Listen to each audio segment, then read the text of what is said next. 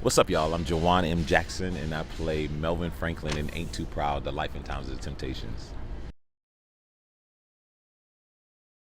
in Technicolor Dreamcoat.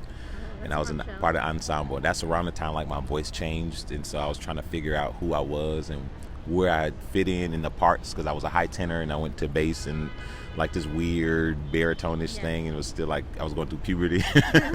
And so seventh grade, and then but my love for music was always been consistent. I've been, singing all my life. So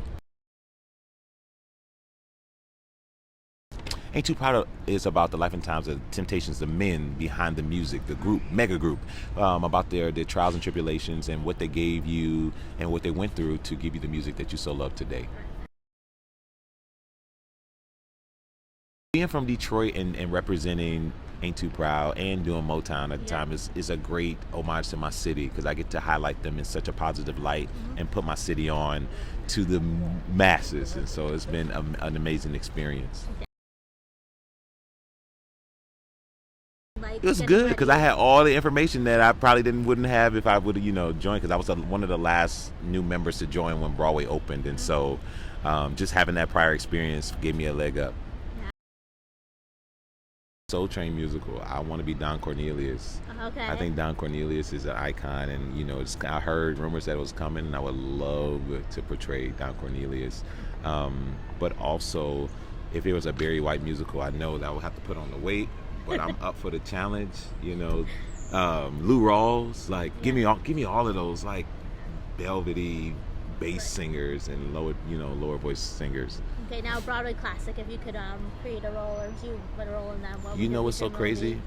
Music Man. I love the Music Man, and I want to, I would love to have done the Music Man coming out.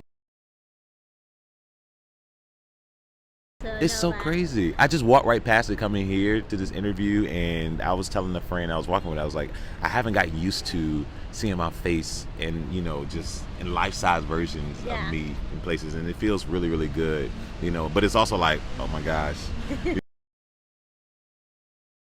Work before, so I was like back in the gym, I was working out and doing my lessons and things, and so it was a little easier. But performing 7 times a week, thankfully 7 has been a little bit easier on my body. You only have 7 shows? Yeah, we have 7 shows right now. Oh wow, that's which is great. And Broadway needs to stay that way. It actually needs to do 6.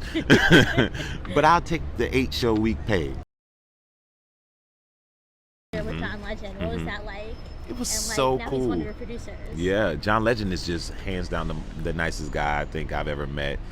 For a man of his like stature and like accolades and all he has, he was just so giving and so warm and welcoming, and he's just been nothing but a joy to work with. He's super cool, super cool guy. Funny mishaps. Oh yes. So my wig was shifting off and came off one time, and then like I was dancing, and so I was just trying to hold it still until I did the dance number, and then by the time it came off, they pinned it back on, but it was like it just slipping. Something that surprised me about Broadway is the way that we all come together, and during the time off, like I got to get to know so many of my colleagues and like hang out with them and get to know them as people versus performers, because we see them all the time doing what they love to do and they were born to do, but never kind of really knowing who they are. And so I got to spend a lot of time with friends. Practice makes perfect. Sing every day, perform every day, act every day, read every day, and don't let no one's no deter you from doing anything. And don't be discouraged by what you think your flaws are. That was one of my biggest things, and I think it stopped me from being a little bit further where I could have been today, because I talked myself out of it. So don't talk yourself out into anything. Talk yourself into it. Yeah, I hear that. Thank you.